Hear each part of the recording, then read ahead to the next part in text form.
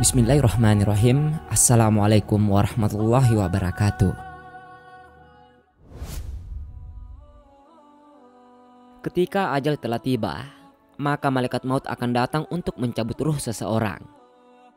Tidak ada seorang pun yang dapat menghindarinya. Namun ternyata terdapat ruh yang tidak bisa dicabut dari berbagai arah. Malaikat maut pun sampai bingung dengan apa harus mencabut ruh tersebut.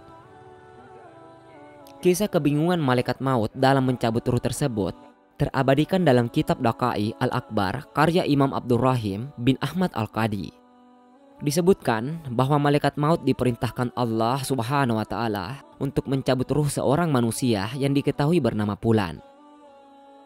Malaikat maut berusaha mengambil ruh dari mulut, tetapi hal tersebut tidak bisa dilakukan malaikat maut. Sebab orang tersebut melakukan protes dengan berzikir kepada Allah Subhanahu wa Ta'ala. Karena tak berhasil, malaikat maut pun kemudian kembali menghadap Allah Subhanahu wa Ta'ala dan memberitahukan kesulitan yang dialaminya.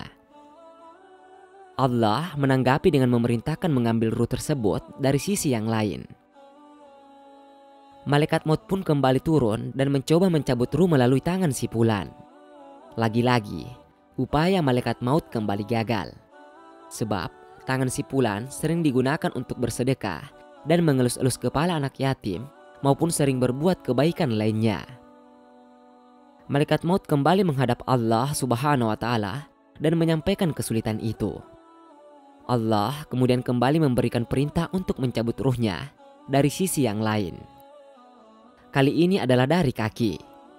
Tetapi upaya itu kembali menemui hambatan. Kaki si Fulan berkata, "Aku meringankan langkah untuk salat berjamaah, melaksanakan sholat 2 hari raya, dan aku tak kenal lelah melangkah menuju majelis taklim. Aku bukan arah untuk menarik ruh itu." Malaikat maut pun kembali menyampaikan kepada Allah Subhanahu wa Ta'ala, dan Allah memerintahkan untuk mencabut ruh si Fulan dari bagian telinga.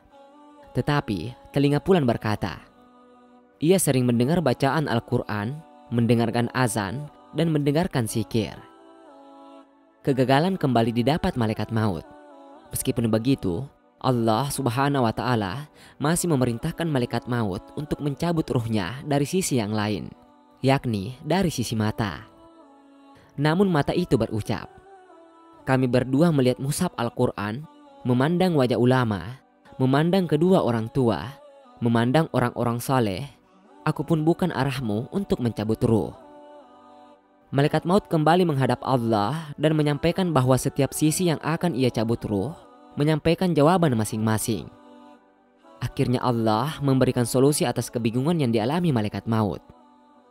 Allah memerintahkan malaikat maut untuk menulis nama Allah di telapak tangan malaikat maut untuk diperlihatkan kepada ruh tersebut. Setelah itu, malaikat maut langsung menemui si Fulan dan memperlihatkan telapak tangannya yang terdapat asma Subhanahu wa Ta'ala.